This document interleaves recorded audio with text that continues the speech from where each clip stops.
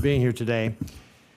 The 4 years of the Biden administration, we saw reckless spending, trillions of dollars on partisan programs that drove up inflation. Average family in America had to pay $13,000 more to have the same standard of living after Biden as they did before Biden. And so, Mr. Gordon, I think you reflected that in your testimony, that inflation was the primary driver of that. We've seen in Nebraska, when we're talking about these homeowner insurance rates, that the average home insurance premium has gone, is as high as now at up to $5,121 for a home valued at $300,000. The average home insurance annual premium rate in the U.S. last year was $51,000. So that's a difference of $2,970 that Nebraska pays higher in insurance premiums than the average in the rest of the country. That's a 1-2 punch for homeowners who have just experienced 4 years of high inflation, where we've seen all these costs for everything from groceries to gasoline go up, and then they have to pay that as well. Now, one of the things that we have in Nebraska is we do have weather. We've had since I was a kid. We had a 1975, we had a tornado that came through Omaha. We had another tornado came through last year, so about once every 50 years or so, we've experienced that in Omaha. But in Fremont, actually, 4 out of the last 5 years, they've had hail. Just recently, they had 4-inch hail. Now, unless we're talking about microclimate change, Fremont's a community, it's 45 minutes from Omaha, yet that hail didn't really impact any other communities. It was just bad luck that Fremont got hit with that. So I think it's hard to say that climate change is going to be the primary driver of that. But Mr. Gordon, I wonder if you could comment on, do you have some thoughts on specifically Nebraska, why we've seen these homeowner insurance rates go up? Have you got any specific data with regard to Nebraska?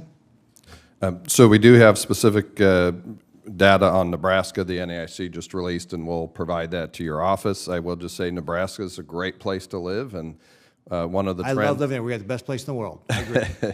One of the trends we've seen accelerating after the pandemic is people moving to states and building nicer, more expensive homes. And then you add 40-year record inflation, and then you add on top of that even higher inflation in the building materials and supplies.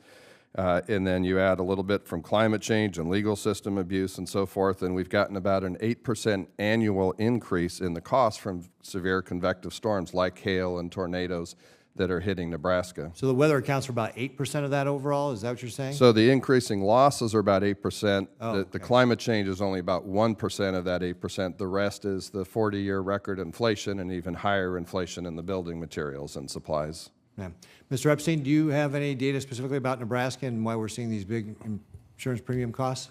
Well, I think the most important data that hasn't been covered yet is just this, because we've heard repeatedly this claim that, it's climate change, extreme weather that's driving all these local insurance premium increases.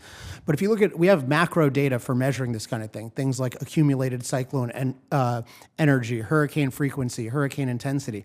And what we see is we don't see any significant changes in there. We do see some warming, but we're not seeing any significant changes. The hypothetical changes are in the future. We also see, adjusted for GDP, globally damages are not going up. So if we have an insurance premium thing, it's not going to be driven by climate. It's driven by other things, including lack of resilience and or subsidizing people to take on way too much risk. And it's really simple. Just we need to stop, through all these disaster relief things, we need to stop subsidizing people for taking risks and make others do it. That's just leading to all these cascading problems, and there's no way around that. So, Mr. Epstein, if I understand what you're saying, one of the things you're saying is, hey, if you look over at least as long as we've got data, which is probably like the last 100 years, we've probably got really good data, and you look at the occurrences like things like tornadoes in Nebraska or hurricanes in the Gulf, they aren't occurring any more or less than they were. Yeah, there's just not statistically significant trends. There's projections about the future of like storms will become 10% more intense and less frequent, which that itself is not very dramatic. It's just you can have mild change that's just not that discernible. It's just not that big a factor, and we have to be real about that. It's real, it's just small, and we don't even know if it's net negative in terms of these extreme weather issues. Mm-hmm. And so one of the things that you also comment on, I'm actually running out of time though, is the insurance environment. And I just want to highlight in Nebraska, we actually have a great insurance department. We don't have some of the problems that you described, Mr. Epstein, with California with regard to that.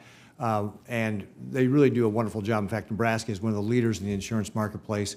We have many companies that are domiciled in Nebraska because of our great insurance marketplace and great environment we have in the state.